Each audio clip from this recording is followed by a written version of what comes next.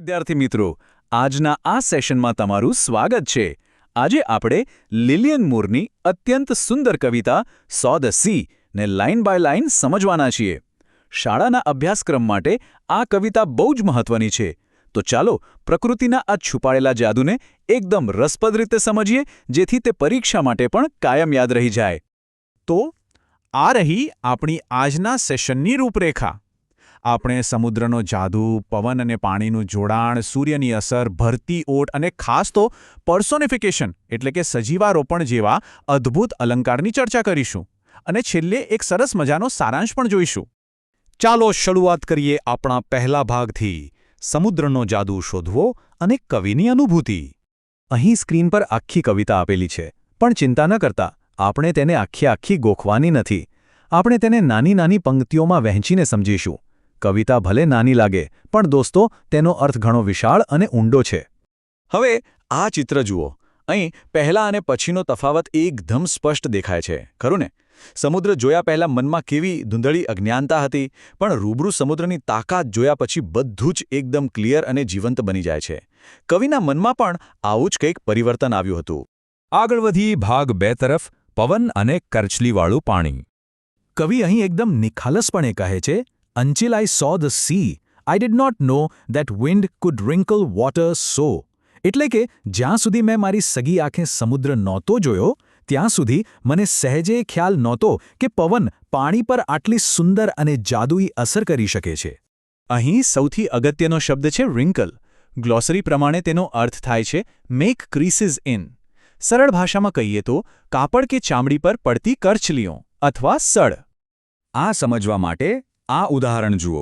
જેવી રીતે ઉંમર વધવાની સાથે આપણા ઘરના વડીલોના હાથ પર કરચલીઓ પડે છે ને, બરાબર એવી જ રીતે પેલો અદૃશ્ય પવન સમુદ્રના શાંત પાણી પર નાના નાના મોજા ઊભા કરીને જાણે પાણી પર કરચલીઓ પાડી દે છે. કવિની કલ્પના કેટલી અદ્ભુત છે.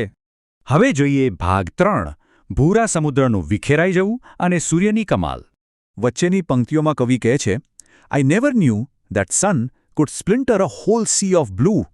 એટલે કે મને ક્યારે ખબર જ નહોતી કે સૂર્યનો આકરો પ્રકાશ આખા ભૂરા સમુદ્રને પ્રકાશના નાના નાના ટુકડાઓમાં વહેંચી શકે છે. અહીં નોંધવા જેવો નવો શબ્દ છે સ્પ્લિન્ટર. સામાન્ય રીતે આ શબ્દ લાકડા કે કાચ માટે વાપરીએ છીએ, જેનો અર્થ થાય છે મોટા ભાગમાંથી નાનો ટુકડો તોડવો, એટલે કે એક મોટી વસ્તુનું વિખેરાઈ જવું. આ સરખામણી ખરેખર મસ્ત છે. વિચારો કે એક મોટો કાચ તૂટે તો શું થાય? અસંખ્ય નાના ટુકડાઓ વિખરાઈ જાય ને? બસ એવું જ કંઈક દરિયાના અશાંત પાણી પર પડેલા સૂર્યના કિરણોનું થાય છે. કિરણો સીધા રહેવાને બદલે અસંખ્ય ચમકતા હીરાની જેમ ચારે બાજુ વિખરાઈ જાય છે. આ દ્રશ્ય એકદમ જાદુઈ હોય છે. આગળનો ભાગ છે શ્વાસ લેતો કિનારો. કવિતાના અંતમાં કવિ લખે છે, Nor did I know before a sea breathes in and out upon a shore. મતલબ પહેલાં મને એ પણ ખબર નહોતી કે દરિયો જાણે કોઈ જીવંત પ્રાણીની જેમ કિનારા પર શ્વાસ લે છે અને છોડે છે.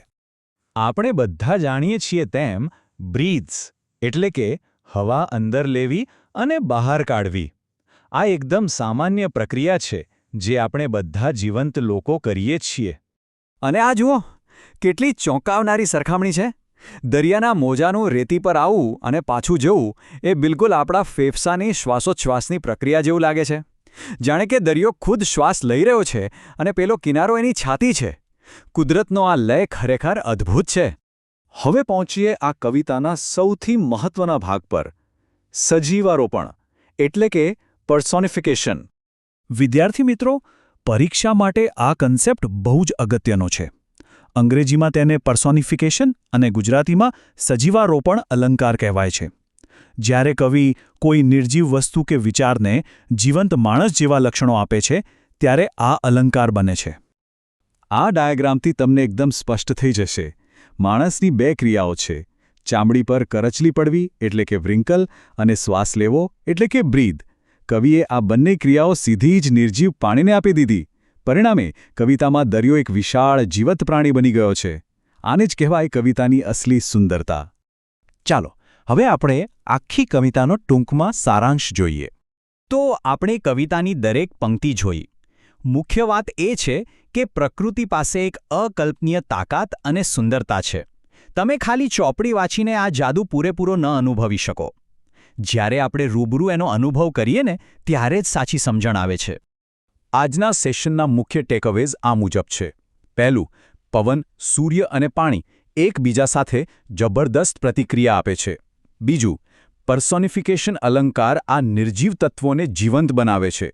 અને ત્રીજું, તમારો સીધો અનુભવ જ તમારી અજ્ઞાનતાને દૂર કરી શકે છે. અહીં તમારા માટે એક નાનકડી સ્ટડી ટીપ આપી દઉં. પાઠ્યપુસ્તકની આ ગ્લોસરીમાં આપેલા શબ્દો રિંકલ, સ્પ્લિન્ટર અને બ્રીઝ ચોક્કસથી પાકા કરી લેજો. આનાથી કવિતાનો અર્થ પણ યાદ રહેશે અને પરીક્ષામાં સારા માર્ક્સ લાવવામાં પણ ખૂબ મદદ મળશે. તો જતાં જતાં તમારા માટે એક વિચારવા જેવો પ્રશ્ન. આજે આપણે દરિયાનો આ છુપાયેલો જાદુ જોયો. હવે કલ્પના કરો, આવતીકાલે જ્યારે તમે તમારા ઘર કે શાળાની આસપાસના ઝાડ, પવન કે પક્ષીઓને જોશો, તો શું તમને એમાં પણ કોઈ નવો જાદુ દેખાશે? શું પ્રકૃતિ પ્રત્યેનો તમારો દૃષ્ટિકોણ બદલાશે? આના પર ચોક્કસ વિચાર કરજો. કુદરતને માણતા રહો અને શીખતા રહો.